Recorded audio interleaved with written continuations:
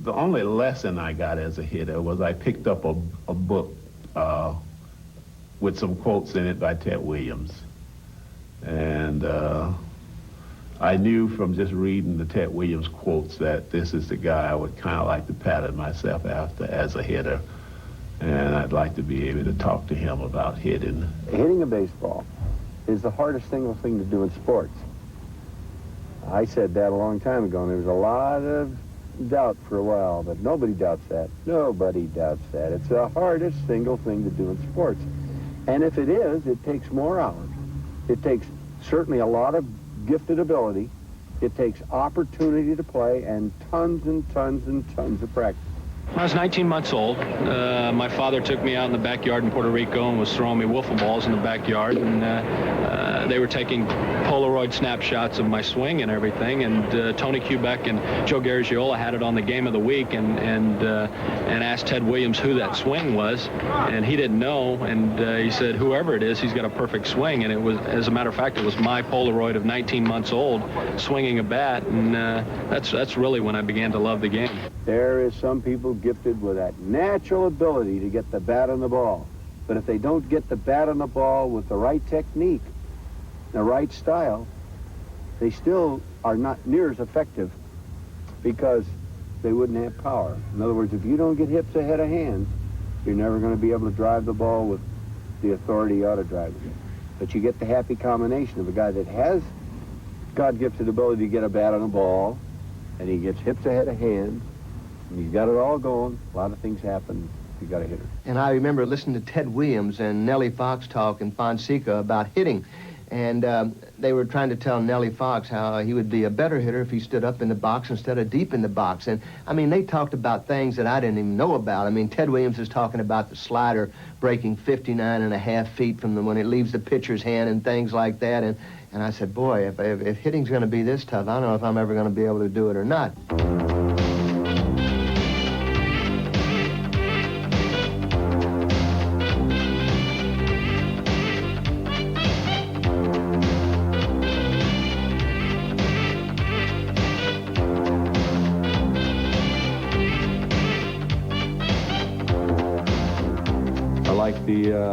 The one-on-one competition or head-to-head competition, me and the pitcher.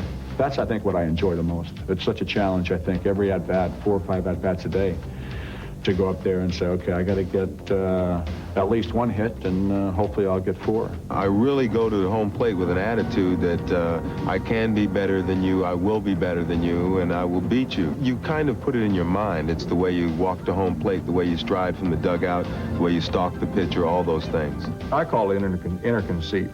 It's knowing in your own mind that you're better than that pitcher in a situation, and you like to be up there one-on-one. And I was so relaxed when I was up at home plate, and it seems like nothing in the world fazed me. I wasn't afraid who was out on the mound, how hard he was throwing, what he was throwing. It takes a lot of intestinal fortitude to stare that ball right in the eye and hope it breaks over the plate. No, that hit it after it does. You know, even in the big leagues, you see the hitter give a little bit when one's coming at his head because that good curveball is a little intimidating. So the great ones like Hank Aaron, for example, probably never even budge in the batter's box. What happened is that when you're up to the plate, you got these blinds on, you know, really. You see nothing, you hear nothing. You know, you could have 45,000 people in the stand. They can be screaming and hollering and doing whatever they want to do. And you just looking directly at that pitcher. You got nothing on but just looking right in his eyes, and you just staring right at him. And here he is right here, you know. And before he let that ball go, you know exactly what's coming. When the ball was released from the pitcher's hand, I saw the ball all the way, never took my eyes off the ball. And that's one of the reasons why I think I was successful, because I didn't have to think or worry about if it's a breaking ball or fastball. Once the pitcher released that pitch, and I saw what his hand did when he released that pitch, I knew what type of pitch it was. If a pitcher kind of reaches up real high, it's not going to be a fastball. He's trying to get on top of the ball so he can create some overspin so he can throw a breaking ball. If he gets down in here, he's probably throwing real hard, getting low, and it's probably going to be a fastball. Who would want to throw a curveball from down in here? You got to get up on top of that curve. So they do some strange things to give away their pitches. My whole philosophy on hitting was seeing a rotation on the ball, knowing what the guy was throwing. You know, a screwball rotates different than a slider rotates different than a curve. A knuckleball rotates different than a fastball. Believe it or not, I guessed about 95% of the time. Not only guessed, I also looked for the pitches in certain areas. I either look for a pitch inside, outside, up, down. You know, if I don't get my pitch, I was disciplined enough to wait second time to get my pitch in order to hit it. I do work the count to 2 strikes, and that probably upsets a lot of pitchers, but foul off a couple tough pitches. But that's really basically my style. You learn their pitches, and you learn what they throw, and when they throw it, and it's just an individual battle every night you face them.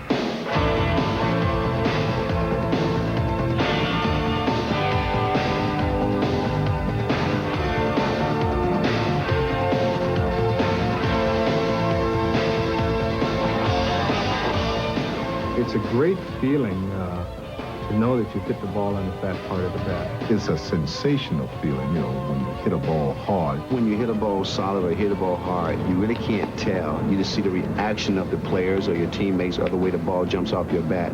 Why, you don't even feel it hit the bat. You just hear a loud crack, and I hadn't heard that sound in quite some time.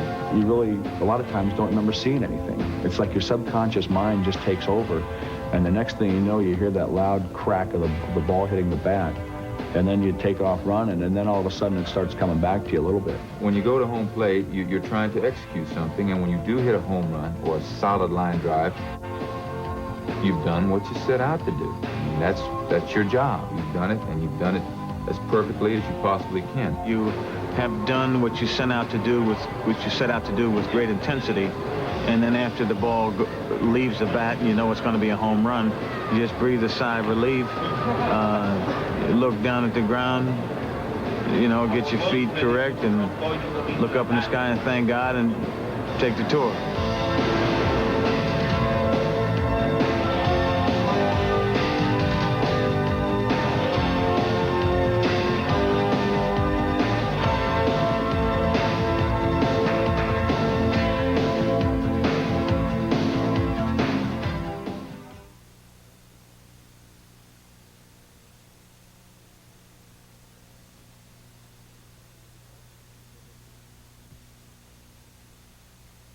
Hey, I gotta get me a good pitch to hit out of the ballpark.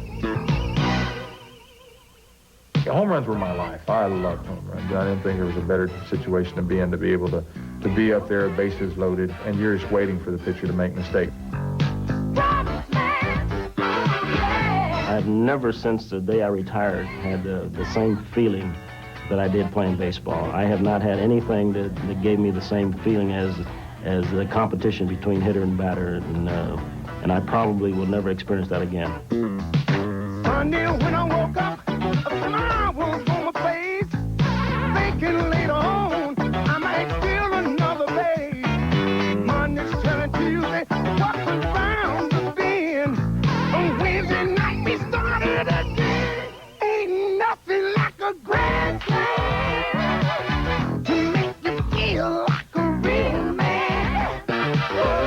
It's just ticket to the promised land. Ain't nothing like a grand slam.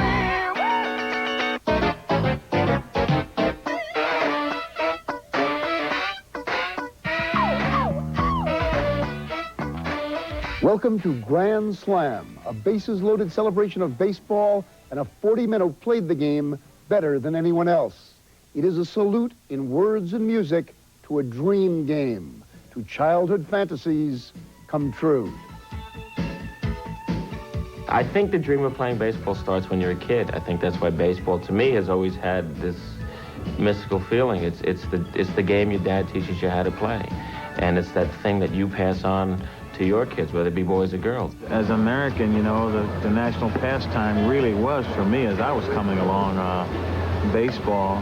You didn't need much to play baseball, so it was pretty easy to fall in love with baseball. My father loved baseball, and it was just a way of life. I remember my sisters and my brother telling me that they would watch me in the backyard when I was probably just past infancy, and I'd be playing baseball with imaginary friends. And The imaginary friends were George and Charlie. When I was about 5 years old, my father started rolling a ball to me from the living room into the kitchen, and I used to pick the ball up. I was too young to catch the ball on the fly, and I'd wind up and fire it at him. Well, I used to take rags from my mother and my sister's old dresses, and they all was old, of course, but I used to steal them out of the house and used to ball up old rags and pretend like it was a baseball. I was about 5 years old.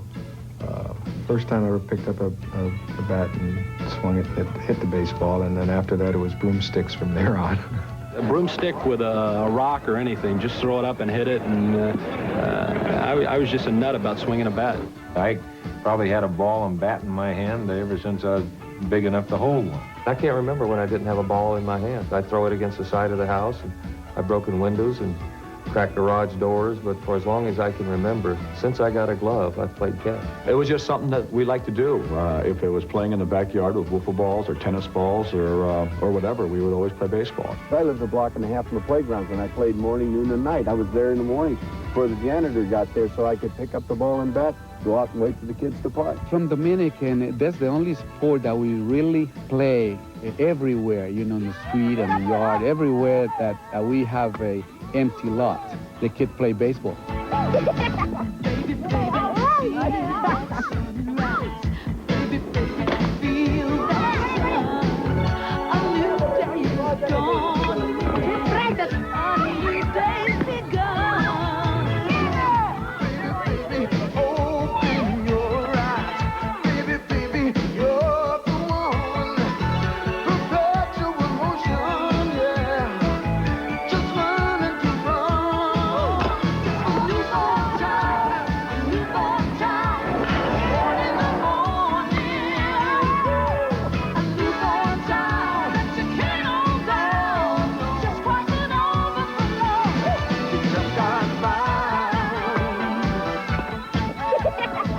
Major League Baseball was a big part of my dreams as a young kid, and through the Cincinnati Reds and what I saw on TV and what I knew was going on down in Cincinnati. Almost every American kid has the same dream. That's wanting to play in the big leagues. Probably the first word I ever learned as a child was ball, and that's the only dream I've ever had. I never thought of not being a ball player, which is probably a little bit odd. I never thought of anything about not making it to the big leagues. That's all I ever lived.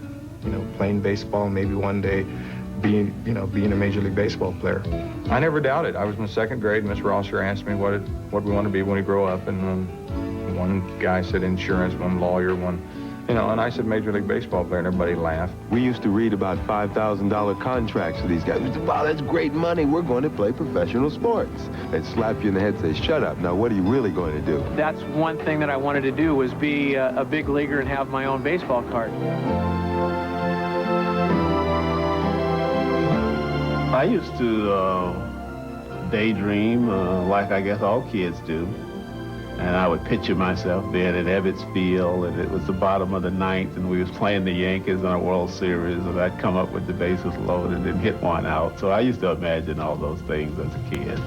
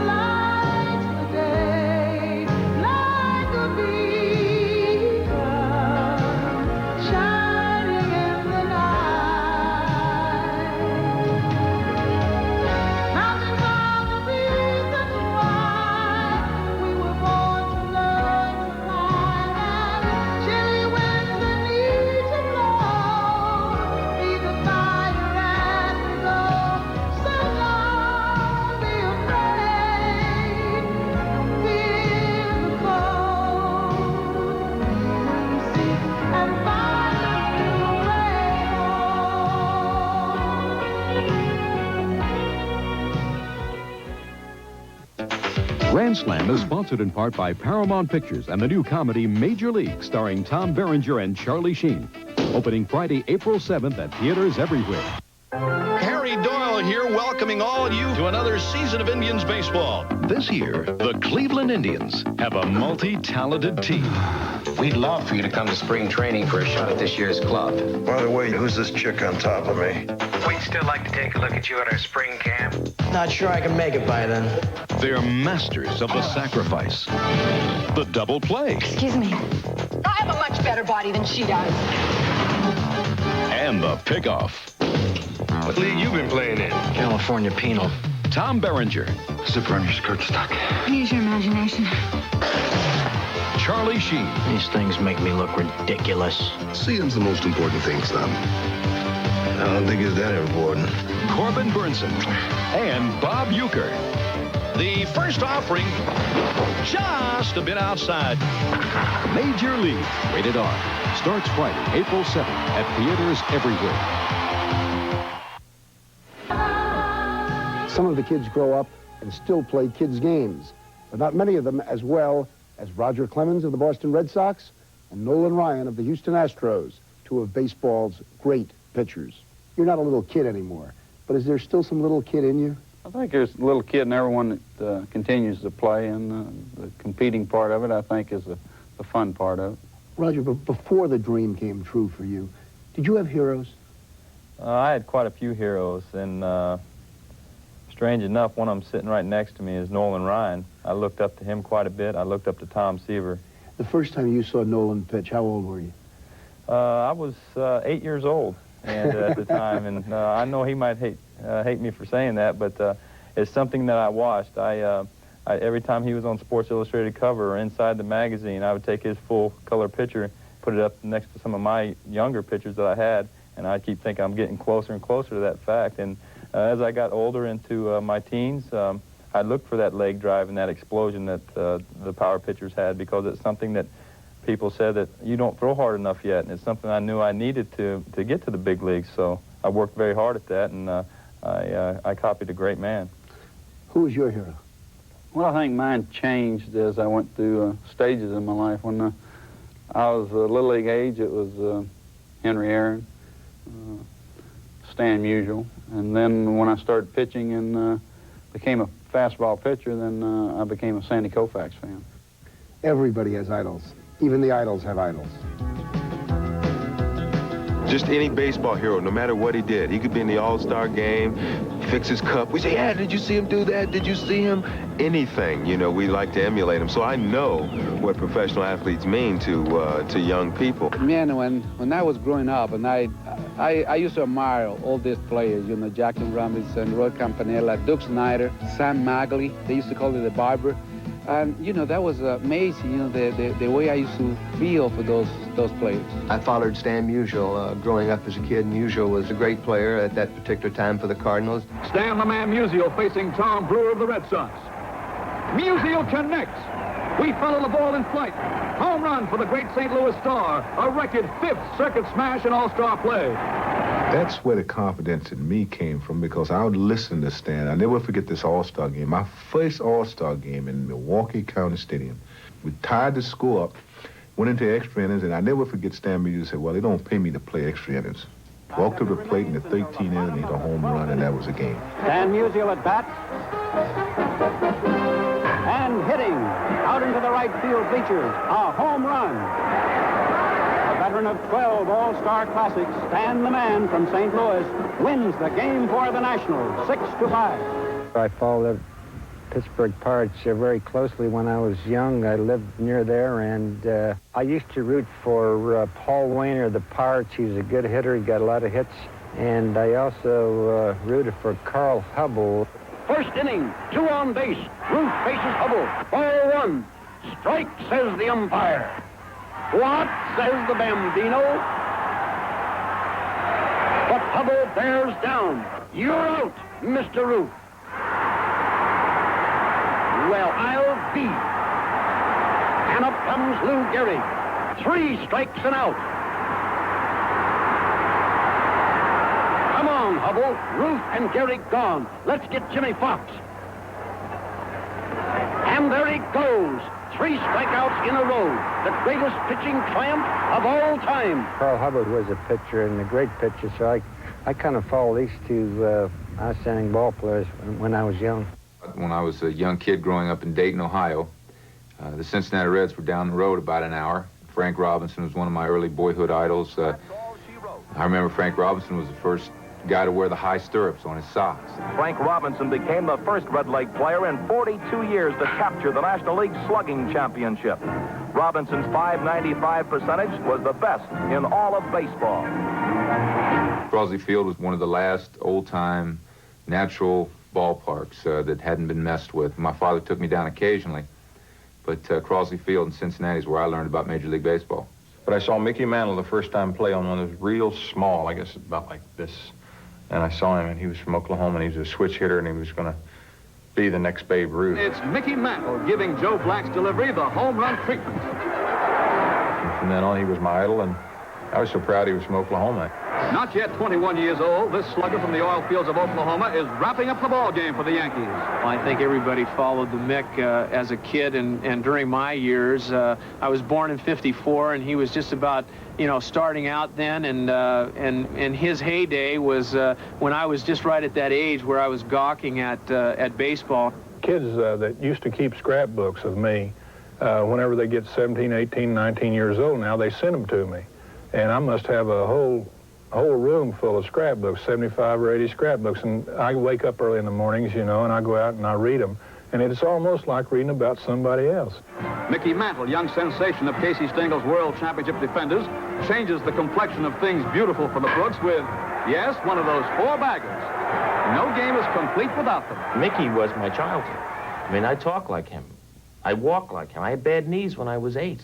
I would talk like my bar mitzvah was Mickey. Baruch atah Adonai Eloheinu melech haolam. I mean, it was Mickey.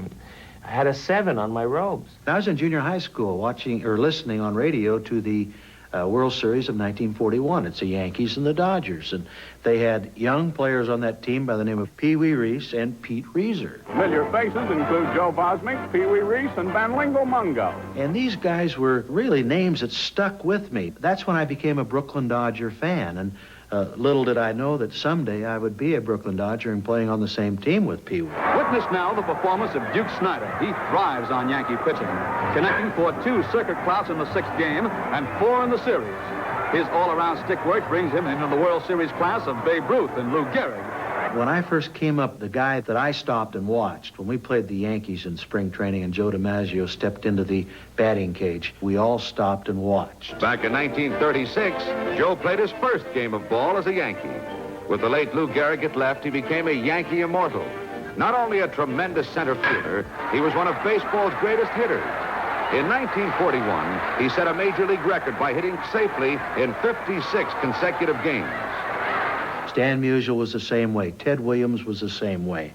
They were outstanding hitters and great guys to go along with it. They would talk to you and give you all the information that you tried to get out of them about hitting, and they tried to help you. Well, I got to meet Ted Williams. He was still with the Boston Red Sox at the time. And I can remember standing around the batting cage during batting practice in the spring training games and just talking to him for hours, really. 6th inning, Ted Williams facing Warren Spahn of the Milwaukee Braves. The American League trails by 5 runs. Williams sends a towering drive into the right center bullpen. 4th homer and all-star play for the Red Sox slugger. And I just learned a lot, I think, from just talking to Ted Williams and just observing and watching him. I think that any good athlete sees somebody who excels. The best ones can come closer to emulating them after watching them and say, that looks good. And generally, when they are that good, they look good. My idol as a kid, and the guy that I remember as a 10, 11, 12-year-old kid, was Bill Terry. He was an outstanding hitter during 31, 32. His batting was just as good as anybody at that time. And I liked his model bat. I played with the guy that was probably the most amazing of them all, Willie Mays. You know, he did something amazing every day, so it became just a routine for us. Willie Mays wallops one 400 feet halfway up the left center field bleachers. A pinch hit homer for the New York Giants star. He was a man with great strength, great quickness, and great eye-hand coordination. And he also had a street sense, if you will, about what was going on in the field. Boom! Out towards straight center. Willie Mays catches it. 450 feet. Say, hey, Willie, was that a catch? I look at a guy like a Willie Mays, and he probably, to me, maybe the most blessed athlete that maybe played any sport. I mean, he could have done anything. He could have played football. He could have played bat. He could have done anything. Jackie Robinson was my hero. He was the man that inspired me to be where I am today. You know, I mean, not only as a baseball player, but as a human being. And when Jackie Robinson blasts the first home run of the series, well, who can deny the wind is blowing favorably across Flatbush Avenue? I know what got me interested in wanting to be a major leaguer, and that was when Jackie Robinson came along and came to the major leagues, and we started reading about Jackie. In addition to hitting, he leads the league in runs batted in. He's far ahead of anyone in the majors at the speed merchant's business of stealing bases.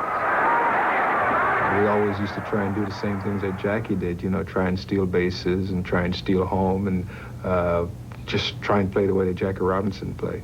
As good a player as Jackie Robinson was, he felt like he needed to do more in order to make people understand that no matter what kind of obstacles was in your way, that you can go around them, jump over them, but somehow you always kept things in perspective and you could go out and get the job done.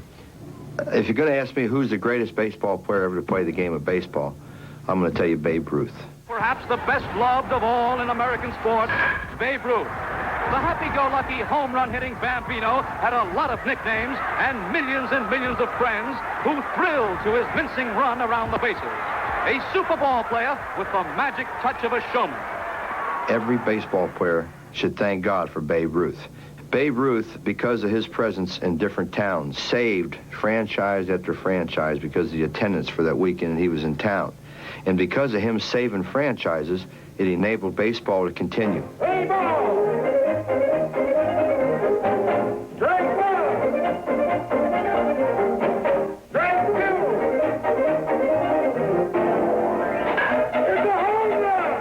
If he walked in that room right there, you wouldn't need these lights here. I mean, just everything would shine.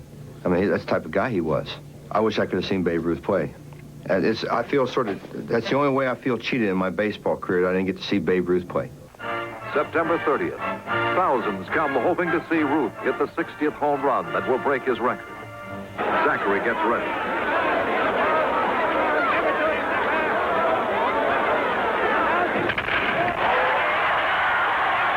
Well, Babe has done it. 60 home runs in one season. One of the greatest records in baseball.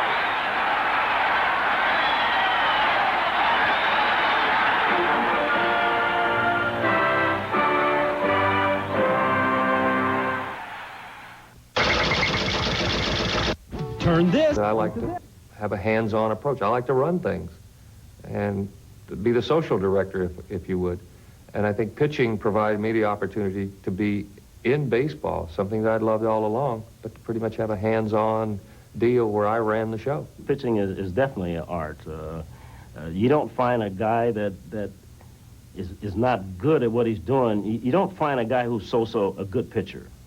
And I think it is an art that you have to work very, very hard to develop. I wanted to be consistent. I wanted to be a good pitcher over a long period of time, and that's because those are really the things that I appreciated from the individuals that I looked up to when I was young.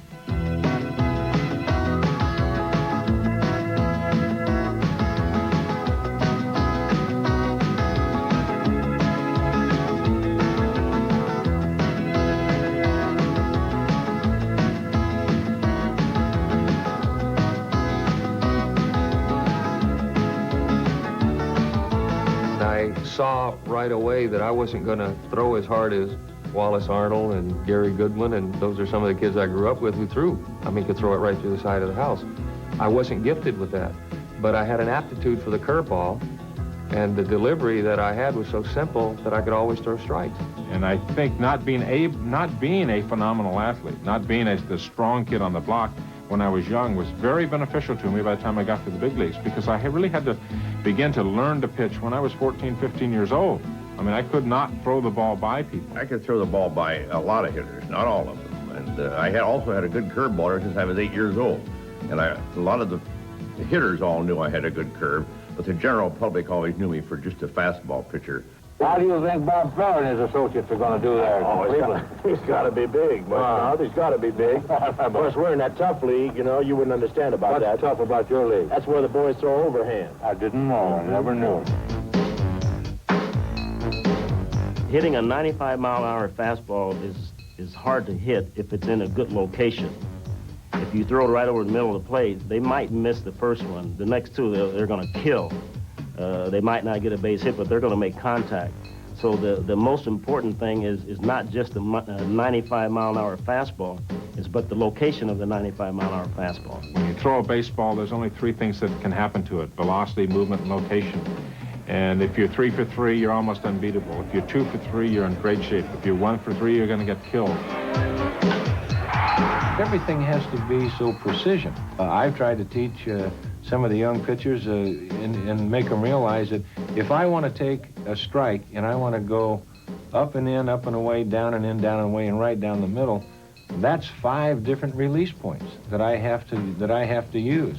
If I want to go with a breaking pitch on both sides of the plate, that's 7. If I want to go with a change on both sides, that's 9.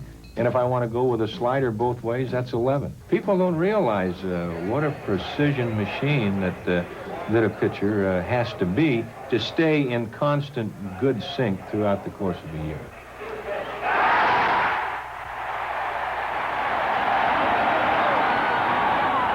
Pitching has always been a great challenge to me, physically and mentally. I think there's a division of the two and understanding it, and then bringing them together in the middle of competition.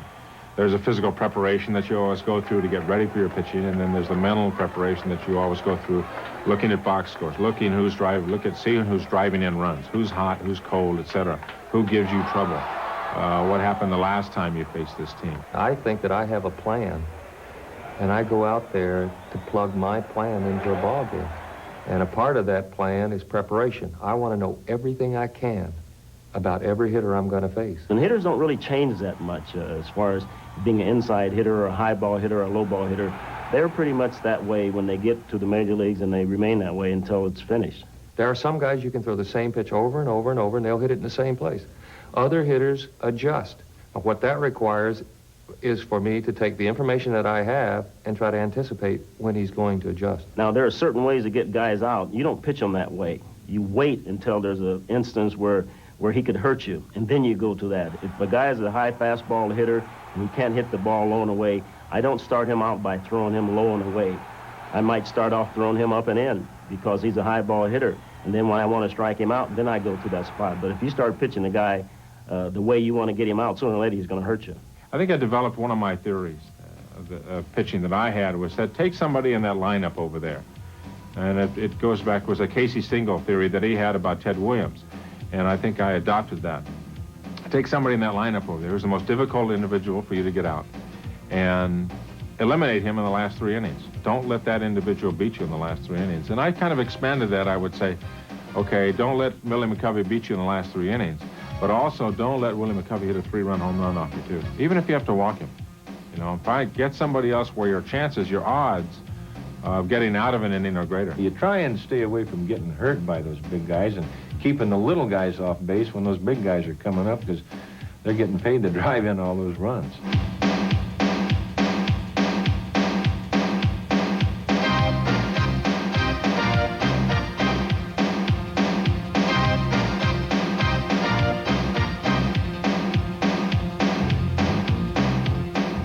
You're still fairly new at the game, Roger. When you hear these other pitchers talk, do you learn something from them? Sure. When I'm around any type of veteran pitcher that I've watched before or has been there before, World Series or playoffs or anything like that, just as the years in, I'm all ears. Anything I can pick up that might help me down the road, I'm going to be listening to those things. And I also develop things and patterns that I like to pitch by and rules that I like to go by, and situations like the 20 strikeout game that I had against the Seattle Mariners. In any type of game, that type of game with 20 Ks or a no-hit game, any game like that, I've found out that you're going to have 3 confrontations, major confrontations, where they have a chance to score runs off you. If you get out all 3, of course, you should win. Here's the right-hander's windup. Here's the pitch. Strike 3! Roger Clemens has broken the Major League record. 4 strikeouts in one game. He has struck out 20, and Roger... How can you have 19 strikeouts or 20 strikeouts one game and then get hit hard in another game? What's the difference between I think that's the physical aspect that comes in. You know, you see it in golfers, you see it in tennis players. Each game is different. Physically, you're different. You know, as a pitcher, you strive for consistency, but from game to game, you don't know if you're going to have the same velocity or you're going to have the command of your breaking ball, your changeup, and the mounds are different. You know, your routine different from flying. There's so many factors involved that there's no way that you can program, say somebody's going to be a certain way, and that's what we all strive for, is consistency. He got it! All around! No-hitter number 5. Not a single one of these implants. I'll be down in Were the days that I could come to the ballpark and I wasn't working, and I had a free seat and a front row seat, and I could watch those individuals work. And I loved to watch Gibson pitch. He was a great competitor. I mean, every time, his consistency, everything. I mean, he was the same in the first inning, he was the same in the 5th inning, and even more so in the 9th inning. And then if you saw him 2 weeks later, he's exactly the same. You have to be really alert to face a pitcher like Bob Gibson, because he was challenging, he was very quick on the mound, he got the ball, he knew what he wanted to do, and he was a strong competitor. See, Bob never spoke to the opposing players. He didn't want to become friendly with any of the players. He said that he didn't really, I don't like any of you, and I don't want to get to know you, because then I might like you, and I don't want to like you. I wouldn't spend much time talking to them, because I know that when players get a little familiar with you and they get a little comfortable, then they have that much more success with you.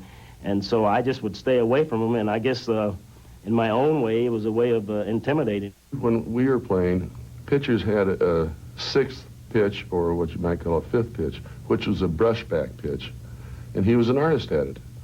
I mean, he could throw that close to you, and if you couldn't get out of the way, or if it came in a little too tight, he'd knock you down. It happened to me when I was playing. There's a whole story. I met him in a store, and he didn't. I went to introduce myself. 2 weeks into the big leagues. I'm Dave Winfield, San Diego Padres. He looked behind from a newspaper. He was in a store reading. He just grunted, and I backed off. And I was upset, you know, and then we played them later on in that series, and I really wanted to get him. First time he struck me out. Next time I hit a home run. I trotted around the bases, and we said a couple words exchanged. Next time I came to bat, right at the coconut boy out. But he couldn't hit me. I'm still too quick for that. Well, when a guy is reaching out over the plate and hitting your best pitch, then you have nowhere to go. So you have to keep him honest. You keep that ball inside, you give him something else to think about. And I'm going to get him out of the way. And if he gets out there and starts hitting that ball on the outside part of the plate, then I'm going to have to do something to keep him away from reaching out there. And the only thing you can do is pitch him inside.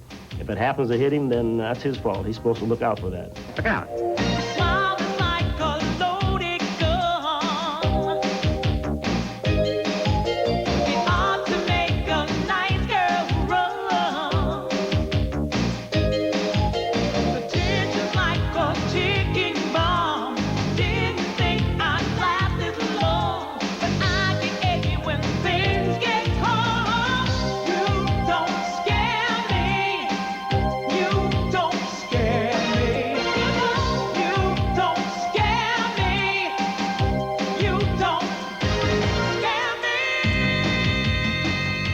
Probably every pitcher tried to intimidate certain hitters. I think they have learned over the years, certain guys you can intimidate and certain guys you can't. It's not very intimidating to a pitcher. If you're the pitcher and I'm like this, and you throw a high and inside fastball and I go, yeah! That's not very intimidating to the pitcher. In other words, I'm telling the pitcher that I don't like that ball up in here, right? That's what I'm telling him now. If that ball's thrown up in here and I go like this, just move my neck and let it go under my neck, you know, or sort of spit on it or something. If you throw it up in here, that's a little intimidating. And the pitcher's thinking, geez, man, I didn't scare him with that pitch high and inside. What am I going to do now? If Mike Schmidt or anybody else would spit on the ball when I threw it by him, I'd probably throw the next one right up under his chin. I mean, that's just the way I was. And if they wanted to fight, we probably would have been rolling in the dirt out there. That's what you didn't want to do. You didn't want to upset one of those pitchers where he didn't really like you. I mean, I just sort of didn't like them, or I mean, it wasn't anything like that.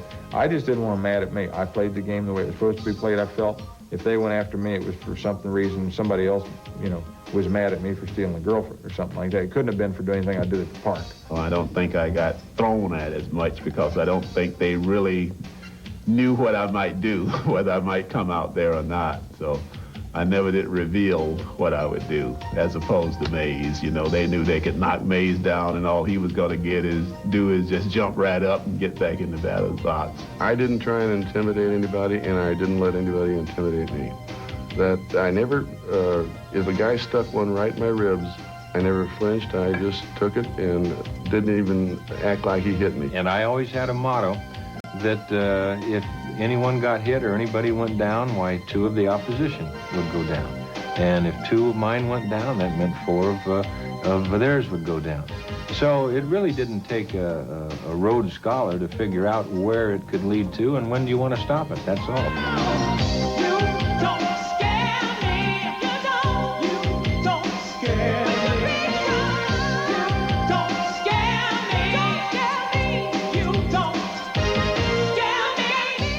Drysdale was a lot meaner than I was out there on the mound. He would actually throw the ball at guys. I never threw the ball at anybody.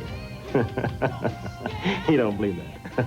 Well, these guys were tough because they would say, hey, either I'm going to have the inside part of the plate or the outside, but I'm the man that got the ball.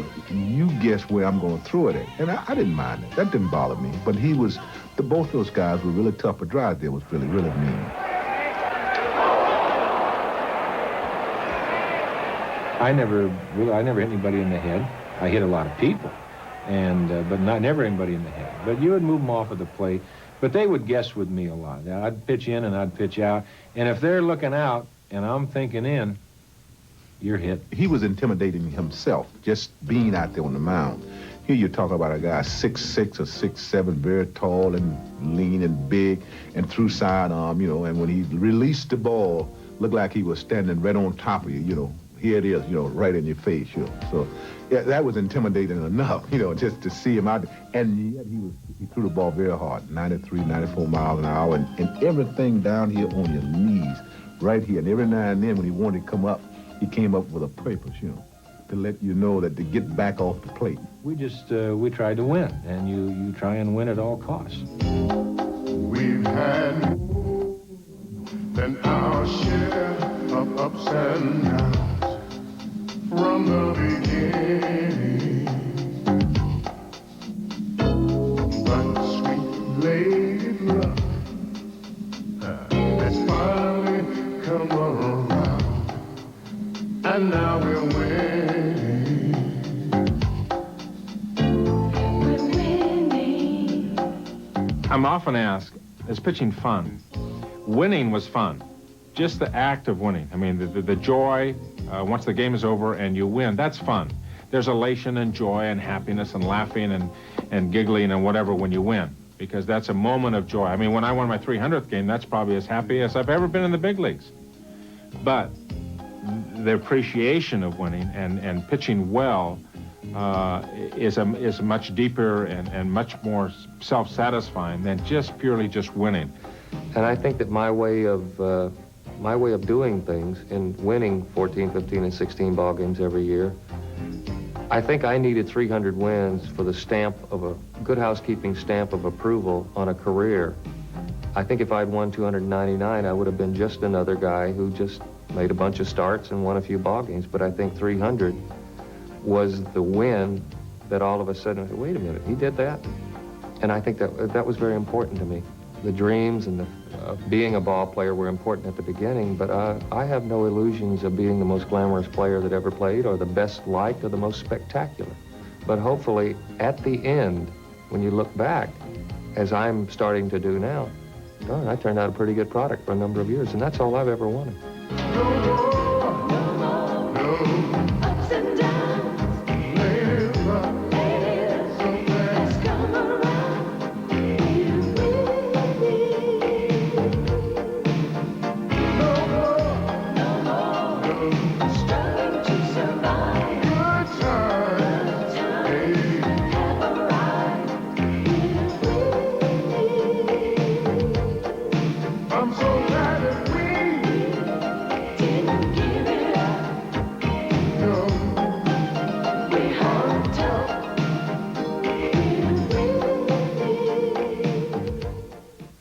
We'd love for you to come.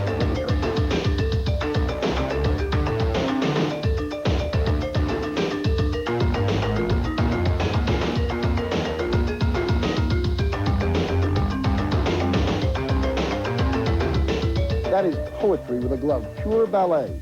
And the man wearing the glove, Ozzie Smith of the St. Louis Cardinals, the Wizard of Oz. Now, the glove he was wearing on the field is not the same as the glove he's wearing there.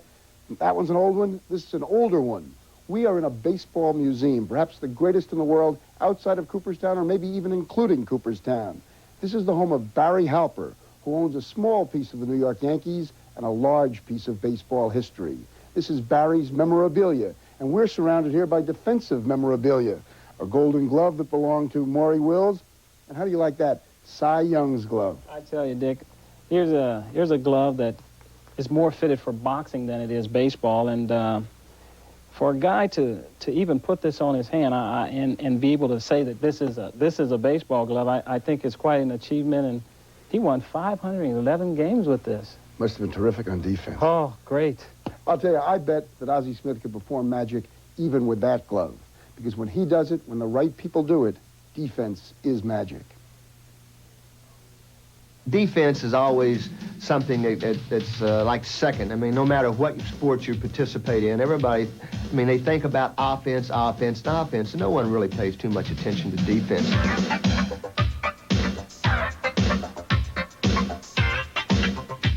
I love to be in the field when the base is loaded and the ball is going to be hit to someone. I want the ball to be hit to me because I want to catch it. I want to make the last out. Catching made the game satisfying because I felt like there was four ways to enjoy the game. If you could go out and you could call a good ball game, you could throw runners out, you could block home plate, and you get base hits. So I had a better chance of enjoying a day at the ballpark than most of the other guys. When I made a crucial play, that felt better than hitting a home run at times, I'll tell you.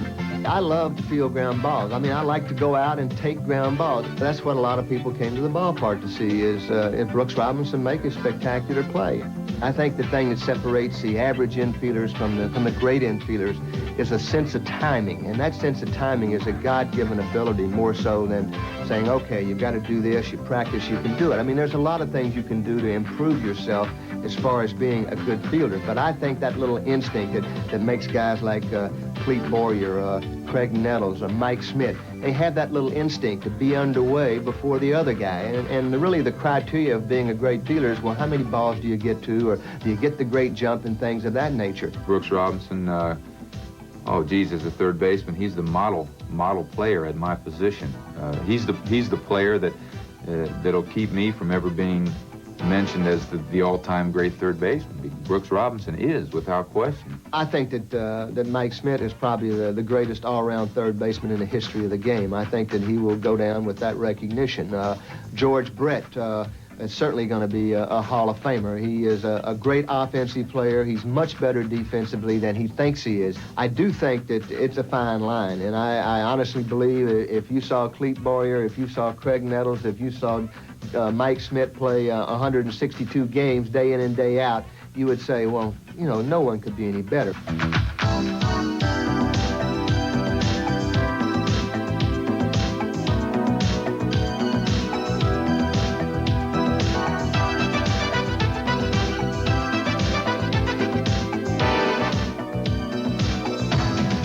When people think of Brooks Robinson, they think of the glove, they think of defense. I surprise myself sometimes, there's no doubt about it.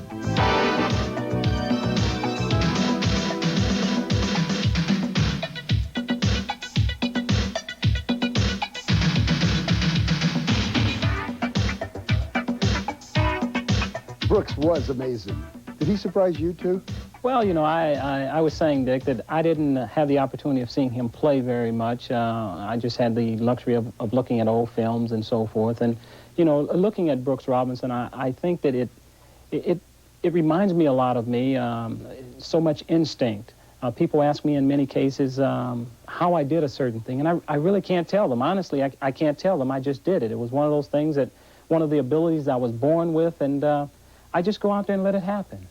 When you were a kid, though, growing up in Mobile, there were a lot of great hitters who came from there. But was there a great fielder you modeled yourself after? Not really. It was one of those things that I think that I worked on when I was young, not really knowing where it was going to take me. I did things like I used to lay down on the floor in the house or on the bed and throw the ball up and close my eyes before the ball came down and just get the feel of the ball hitting my glove. I used to stand outside against the steps and try and hit a certain spot on the steps to make the ball take a hop. I'd get close to a wall and throw it and try and be as quick as I possibly could using my backhand and my forehand. And I was really one of those kids that played a lot by myself, and lo and behold, the things that I worked on, I think, helped me develop as a major league player. It's sort of like the baseball became your friend. A lot of kids sort of regard it as the enemy. They back away from it. But it was my friend. It definitely was my friend. I had 4 brothers, but they were never really into sports as I was. I really went out a lot of times trying to do the things that kids do. I take the ball and I throw it over a house with a slanted roof, and I try and run to the other side and catch it. You know, it was things like that that I did, and of course I would never catch it, but I'd come close. And Henry Aaron says he used to catch it. Well, he was probably faster than I was. Or maybe he had a bigger roof. Bigger roof or something, but it was things like that I did as a kid that I think that really helped me develop as a Major League Baseball player. He developed into the best at fielding, and not a bad hitter either. Is there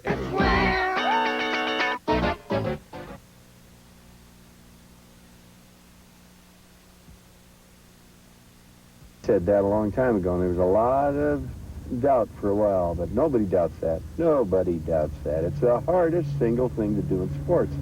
And if it is, it takes more hours. It takes certainly a lot of gifted ability. It takes opportunity to play and tons and tons and tons of practice.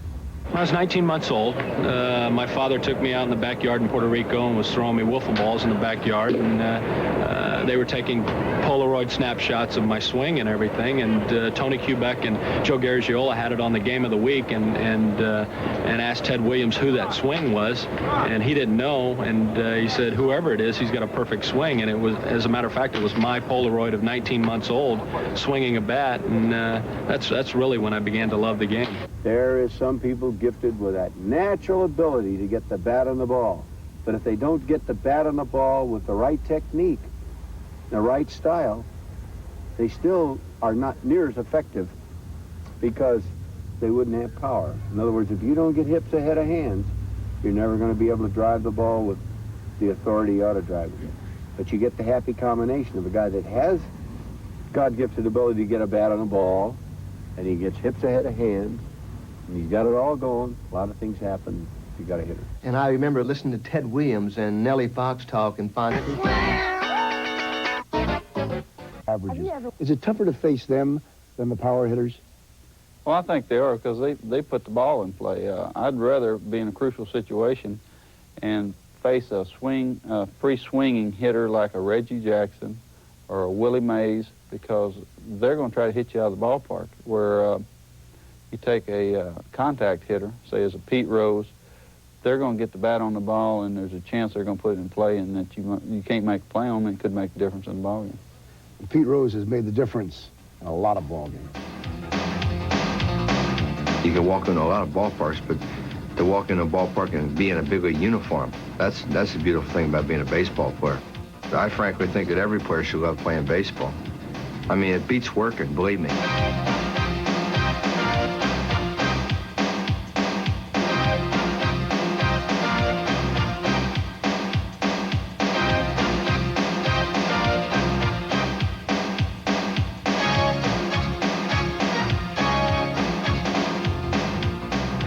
Rose loves to play baseball. He has fun at it. He's just a great competitor, and it's an outstanding record to get the most hits in the National League. In fact, I was very proud of that record. I had it for a number of years before Pete broke it. He loves to play, and if you love what you're doing, that's a hard combination to beat. Pete was motivated by base hits, by money, and all the stats that went along with it. He can quote you all the stats, and he knows how much money he's got in his pocket right now. And but he's got the intensity and drive that, you know, that I had on the field, but he has it off the field. I heard Pete Rose tell a young kid that was about to take his, not about to take his job, that wanted to play the same position as Pete Rose did. This was more than 10 years ago, 10, 12 years ago. Pete said, you're not going to take my position. You can't and you won't, so you might as well try another position. In the meantime, I'll give it to you when I'm done. His game from the time he leaves the dugout to the time he goes back into it is intimidation. Whatever it is, diving into bases when he really doesn't have to, just to incite the crowd, incite the opposition.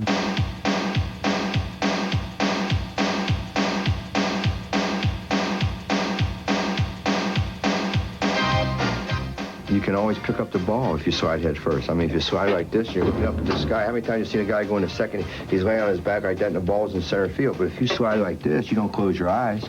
I mean, your peripheral vision will pick up the ball. And probably the biggest reason, usually you slide head first, you get your picture in the paper. Pete thrived on really his ego to a certain extent of being in the press and everything else. So it was very easy for us to withdraw and let him have it. He knew he couldn't hit home runs, so he said, I'm going to be the best singles hitter in the history of the game. And to see him do that, I can appreciate it. I knew I was going to do it. So it was just a matter of who was going to be off of, what kind of hit it was going to be, and where. And I wanted to be in Cincinnati, but I didn't plan it that way. And I just knew when I walked up to bat, in the first at bat against Schaap, I was going to get a hit. 2-1 pitch from Schaap into left center. There it is. Rose has eclipsed Cobb. That's number 4,192. And what people realize now, they never seen this part of Pete Rose. People didn't think that I had feelings the way I played the game, because you play so hard and you're so rugged and you dive head first and this and that. You know, I didn't have tears for 5 minutes or 6 minutes because, you know, I was too busy thanking people and my teammates and my little boy come out there. Then all of a sudden, no one's there. And right away, you start thinking about the most instrumental people in your career. And the first name that come to my mind was my father. My mother was sitting up behind the stands. And I might add that I wasn't the only guy that cried that night in Cincinnati. From what I'm told, half the people in the stands were crying. I don't know. That was sort of an emotional night, but it was a great night because we won the game 2-0. I scored both runs. There's no quitting in his vocabulary. He wanted to win, and he wanted to get his hits as worse than anybody, any 5 people I've ever met.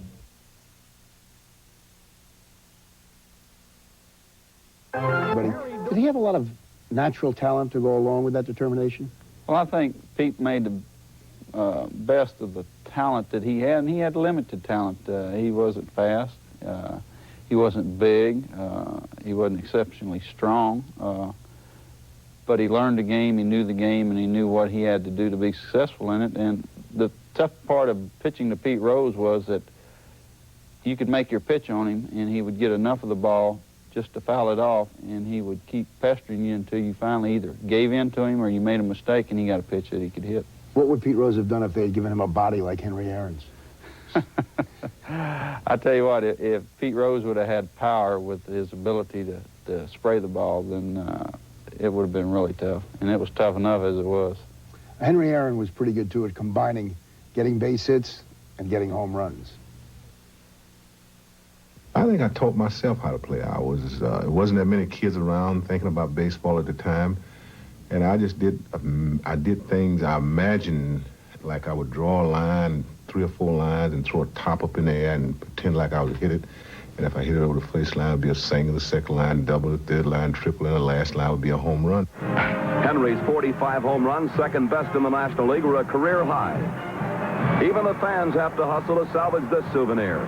In the South, when they build the houses with a little V-shape like this with the 10 top houses, well, you know, it got so that I could really take a rag, I'm talking boil some old rags up and take it and just barely throw it to the tip of that roof, and it would just barely go over, and I could go around there and catch it before it got down the other side. Richie Ashburn gives Milwaukee an early scare, but Henry Aaron's dazzling defense saves the Braves.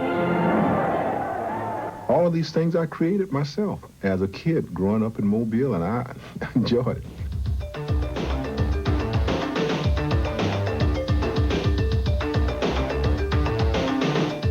He was always one of my idols because we both come out of Mobile, so Aaron was the guy that I looked up to a lot. I have great respect for Henry Aaron. I have so much respect for him that I think that the home run crowd should be called the Henry Aaron Award.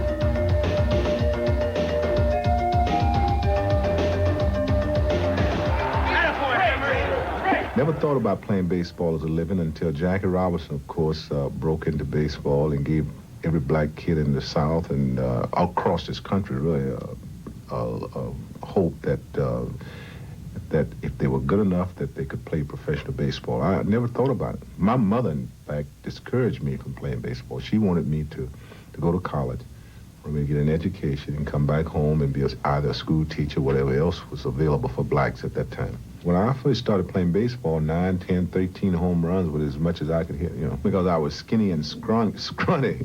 I wasn't strong enough to hit a home run. I was too poor, you know, really. And as I grew a little bit, I got a little stronger. I started eating the right type of food. I started generating a little bit of power. Henry Aaron's whiplash wrist and whine against the Don Drysdale bullet, and it's bye-bye baseball.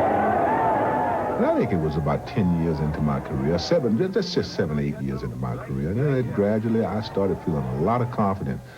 I started feeling like nobody, no matter who it was out there on the mound, could get me out. I had asked Don Drysdale, how do you pitch to him?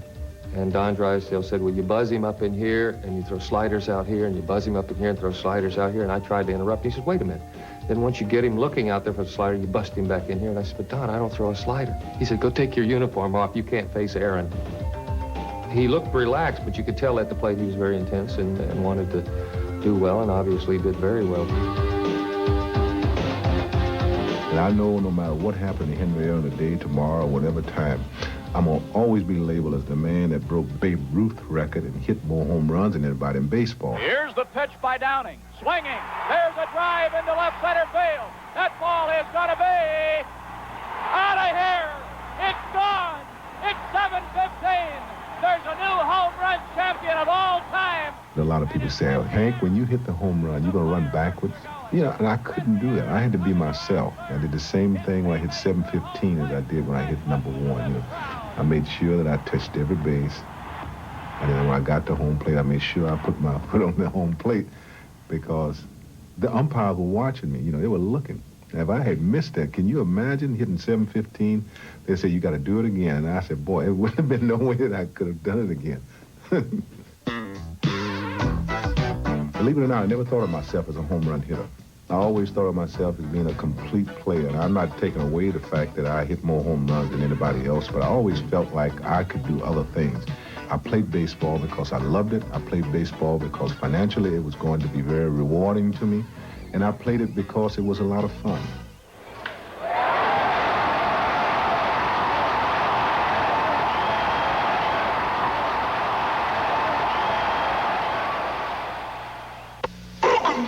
He hit that 715th home run.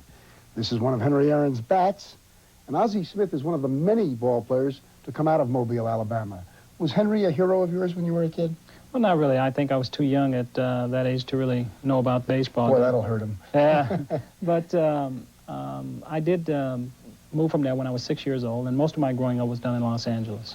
So you're a laid-back Californian. Laid-back Californian now. Do you ever get a little excited when you're on the baseball field? Oh, I think we all do. I think it's part of your nature as a baseball player to get excited at times. Do you ever get really angry at umpires? Definitely. If you play this game long enough, there are going to be occasions where you do get very angry at umpires. Are they a little bit weird? Very different. They certainly are different. They're a very special breed, the umpire. The only thing violent you could do was yell at an umpire.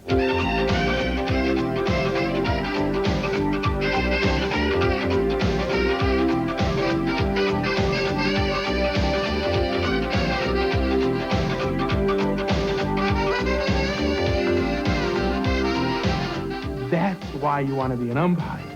Because when you're on the field, you're out there and you look around, you know the crowd's looking at you. Why would they be looking at Mike Smith?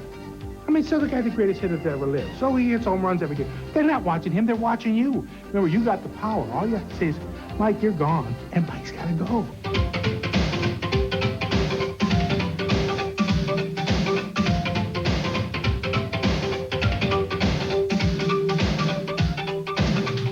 I wanted to be God all my life. I didn't want to play baseball, football. I wanted to be God, and I really believed it. I mean, I walk out in the field. Dave Winfield comes out, and I said, you can't play today, Dave. I'm throwing you out of the game. Earl Weaver, you can't be here today. You leave. They leave, and they fine them for leaving. And you tell me that's not God? Of course it is.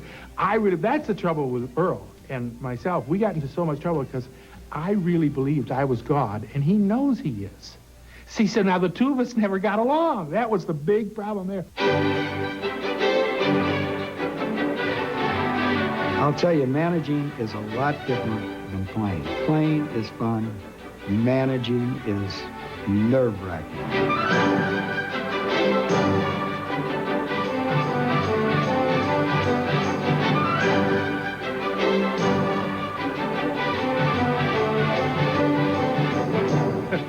You know, as far as you're saying I was the most excitable, I don't think there's any doubt about that. But you were always so serious. Again, you said you're 5 runs up, 5-0, going into the 9th inning. You go like this, right? Well, not when I had McNally, Quay, or... Yeah, it depends on who was on the mound. And you could see it coming. Ball 1, ball 2, ball 3. You could almost see all of that stuff. But I've had managers, Martin is one, who would come out and really be playing to the crowd more than me. We were in New York, August 17th, August 19th, something like that, 1983. Gossage was pitching. He threw the first pitch, I fouled it down the left field line, then he threw another pitch, and I hit a home run. And I started circling the bases, and next thing you know, I get to home plate. And just as I'm touching home plate, Billy's already out there with the bat in his hand, talking to the umpire. And then someone in the dugout says, well, they're checking for pine tar. Well, I'm going, there's no way they can call that. I mean, I've been using that bat for a month and a half, and the bat just had tremendous wood in it. And I just got through saying that I said, if they call me out, I'm going to go out there and I'll kill one of those umpires. So when I didn't even get that out of my mouth, and the guy says, then you're out. And then I said, well, I got to go out there and do something.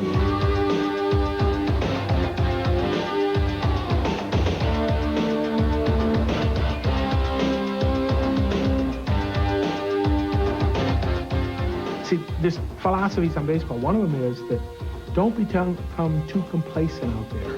In other words, if you're out there and everything's going along too rosy, you're going to lose and nobody's going to care. The other thing is keep things stirred up. Earl Weaver type of thing, Billy Martin type, all the volatile managers. You got to get something going.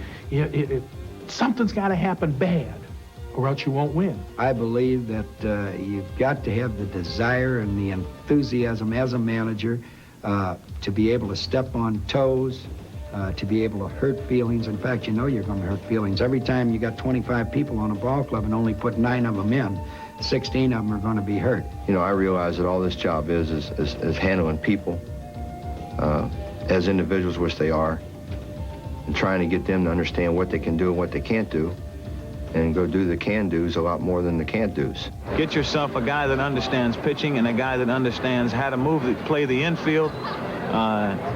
Get yourself a guy that knows how to hit and run and bunt, handle the personalities on your ball club, and you've got a chance to manage. Along with that, get yourself some good players, and you'll win the Manager of the Year. If you don't succeed each and every year, you're not going to be asked back the next year. Managing is more like work. Playing is playing. That's the difference.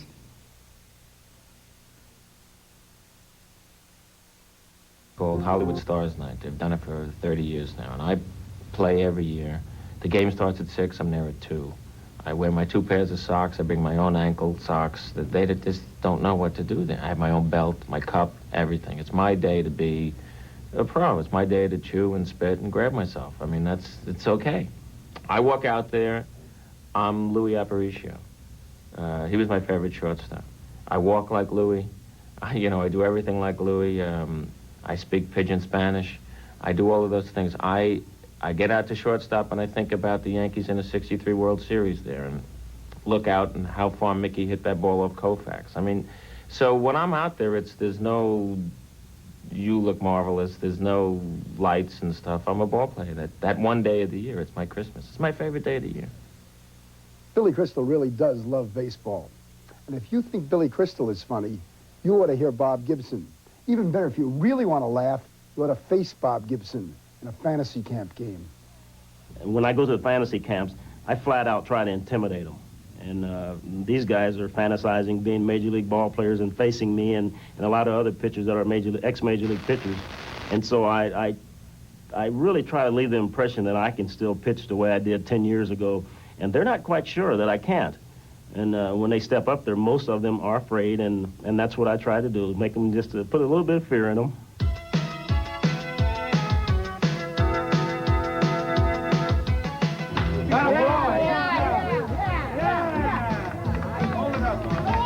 I think I came down because, like everyone else here, we have one common thread running through the group, and that's a total love of baseball. You know, you see them come out here the first day, they're just like almost like the professionals, just like spring training. As the days go along, they make progress and they improve. And the last day, they're much better than they were the first day, and they really put an effort into it. Come on! It really is everything they thought it would be, and a lot more, too. In listening to the Hall of Famers out here, you really know that you can get out here and really learn a lot from the game from these guys. Well, we try to tell them how the game's supposed to be played, because some of those guys, you know, they go and coach Little League, and they listen, you know. They come to me and ask me questions about pitching, questions about holding the ball. And, you know, that really helped, because when I grew up, you know, when I was growing up, we don't have too many people that know the game that well and teach the kid how to play the game. Do these people all want to learn how to throw the knuckler? Yeah, I think everybody here is throwing knucklers now, including infielders and outfielders.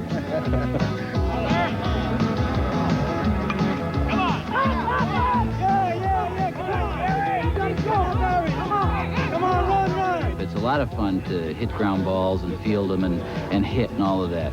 But the real treat of the camp is getting to develop a friendship with, say, Harmon Killebrew or Warren Spahn or Juan Marichal. That's the real treat and benefit of coming down here. And the way the campers, we call them campers, respond to us, it makes us feel good. You know, we're the guys of the past, and but the way they've taken to us, and they're nice to us, and I think that's what makes the camp what it is.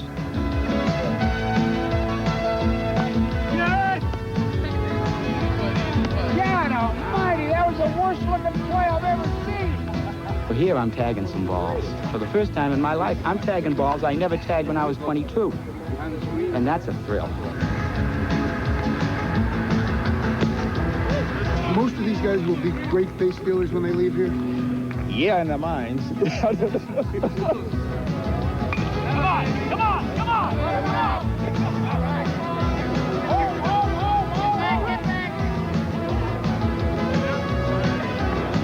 It's a great group of guys, and it's a class bunch of individuals. And it's a pleasure to sit over and have a couple of drinks at nighttime and sit down and talk to these fellows. They're very sharp, and you can see a little improvement in the camp when about the fourth or fifth day that they're bunting better, they're running better, they're throwing the ball better, and you see a lot of guys in the training room getting rubbed down.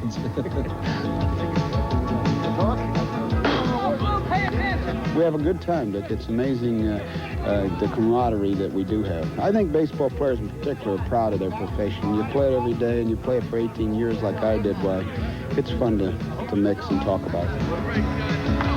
Yes! No.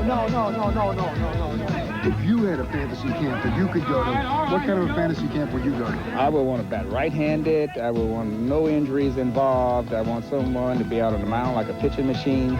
So they throw it in there. I can dig in and rip as hard as I could. And there would be no outfielders and bat every 3 innings.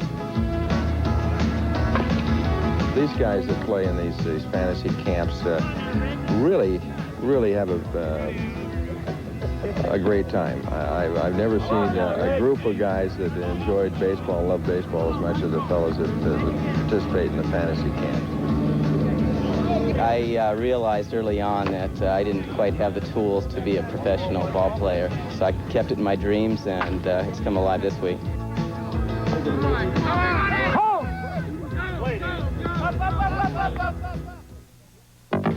About baseball, what it gave me a chance and an opportunity to be one-on-one with that competition. Nobody stood there but just me the pitcher and the catcher. And it made me feel good to try to stand there and outguess the pitcher. The confrontation of me against the hitter is pretty much the way I live my life, I think. I enjoyed the challenge of trying to get that guy out and trying to outsmart him, seeing if he could think a little bit better than me, and usually I won, and it really made me feel great. Baseball is supposedly a team sport, but it's made up of 9 individuals, and nobody's going to throw a pick for you or throw a block for you or give you a pass to make a basket or anything. It's one-on-one. Once you get into the box, it's you against the pitcher. When you walk up the plate, step into that batter's box, you have to work up a hate for the pitcher, and you've got to have that worked up by the time you step in. And I mean, you've got to have the animal instincts, and you've got to have some hatred involved when you look out there and see them. Their job is to try to get me out, and my job is to try to hit line drives off the forehead. They're somewhat inanimate objects holding a bat who are trying to beat my brains out. When I was on the field, I was out there to try and do the best I could, and that was war. Pitchers are the enemy. They were always the enemy. I try not to get along with any of them. I just would stay away from them. I didn't fraternize with them. They're not really people. They're the dumbest athletes on the field. They don't feel sorry for anybody. Never was frightened against any pitcher. I was never afraid of the hitter. Either you hit me or I hit you. When I wanted to hit him, I could do that.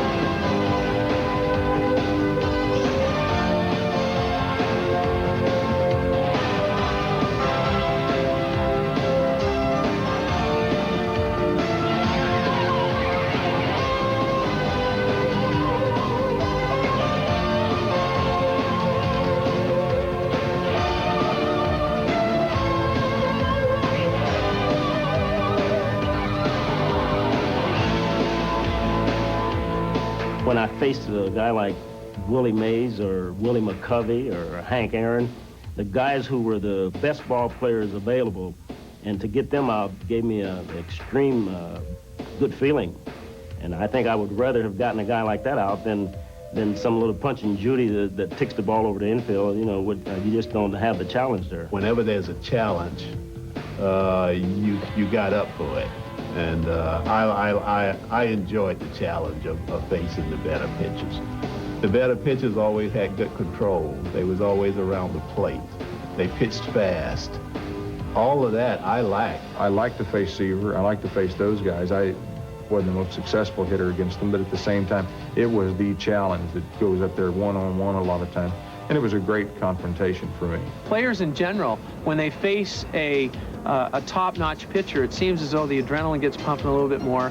And if you do well off of them, then you kind of say to yourself, the confidence starts flowing, and you say, well, I can hit anybody else, because they're the best in the business.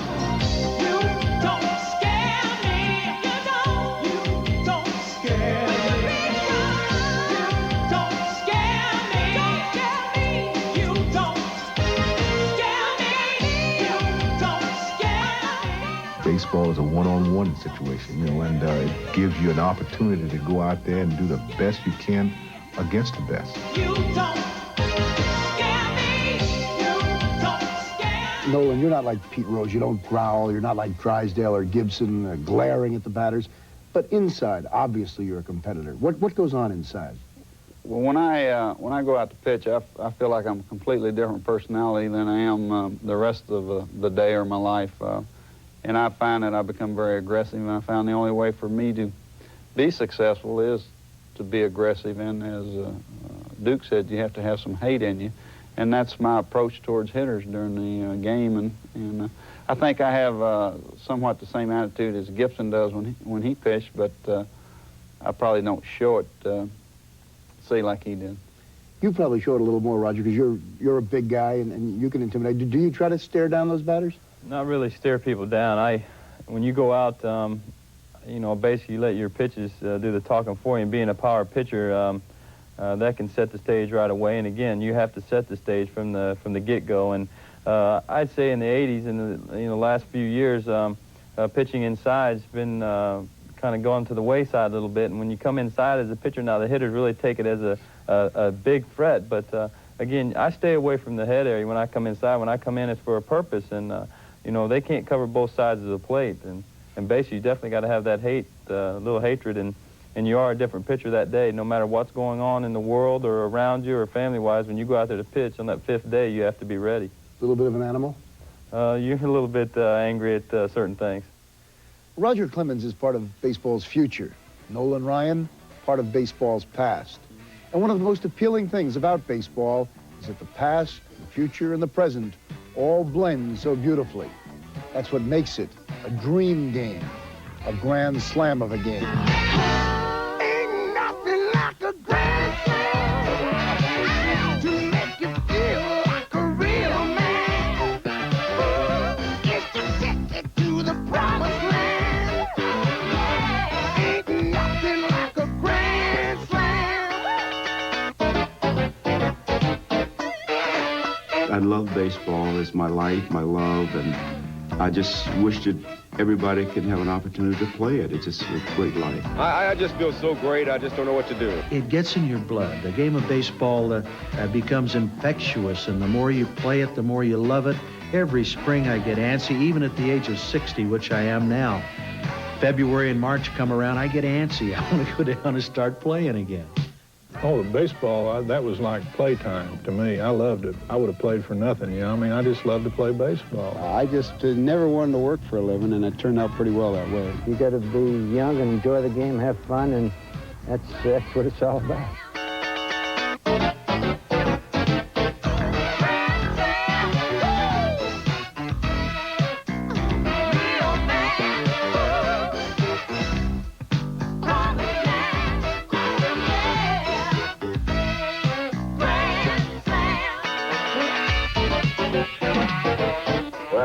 Stay with you, but there you go. Louis, I can see my favorite brunette. Who's that? Oh, Dorothy Lamar. Yeah. Got a big day. She promised to play ball with me. Don't you want somebody to coach on the third base line? Well, you know the signals. Sponsored in part by Ford. A great tour. Thanks for coming along. Just one more thing, Ozzy. Teach me how to play this game. Dick, just dream.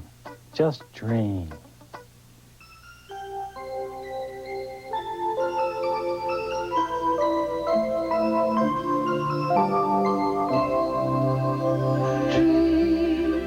Awaken us to follow. They are born from hope and fear and sorrow, and the chosen way can light each day like a shining vision in the night. Dreams mark us like an arrow, turn our pathway from the shadow, and we understand that our open hands hold the promise, guided by the light. Mountains are the reason.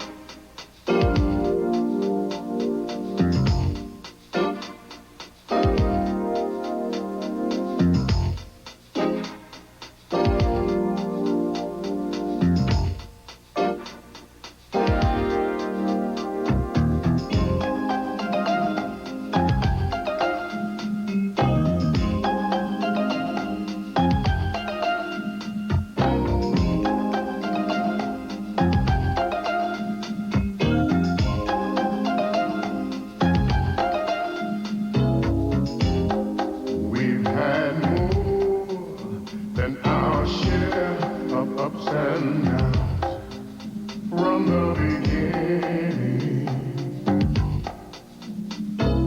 But sweet lady love